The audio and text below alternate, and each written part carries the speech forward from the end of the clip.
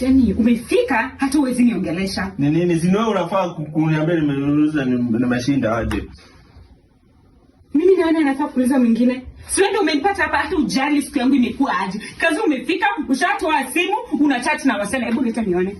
Hao wasichana unawaambia nini kwa simu? Mimi si msichana. Unaambia nini na wasichana kwa simu?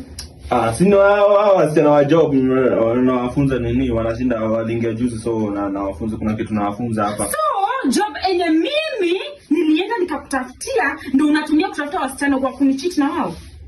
Unanibebaje? Sina wanawafunza kazi. Kazi gani? Ni kazi gani hiyo unawafunza uwezi nifunza? Sina wafunza kutengeneza Excel. Excel gani? Mimi umenifunza. So umefika hata uniongeleshi. Kazi hata wasichana umetoka kushinda na wao kwa job, unakuja unaanza kuongelesha nikiwa hapa on my presence. Sasa nakufunza aje Excel? Wewe ulifanya journalism na mimi nilifanya accounts. Shida iko wapi? Nilifanya journalism unicheat sana wasichana wamefanya sijui nini. Sasa nikwambie, hiyo kazi ni mimi nimekutafutia na nimeweza fanya hata hiyo kazi ikuishie. Kwanza hiyo pesa hadi unalipwa. Unajua ni pesa ngapi? Upeane account yangu, iweke kwa account yangu. Sawa? Sikazi kunicheat.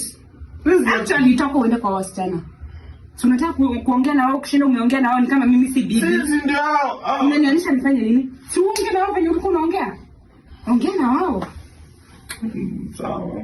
Unani disgust unanichafua roho hebu toka mbele yangu. Toka. No. Una block, unani block. Na kublock. Hebu toka mbele yangu. Toka.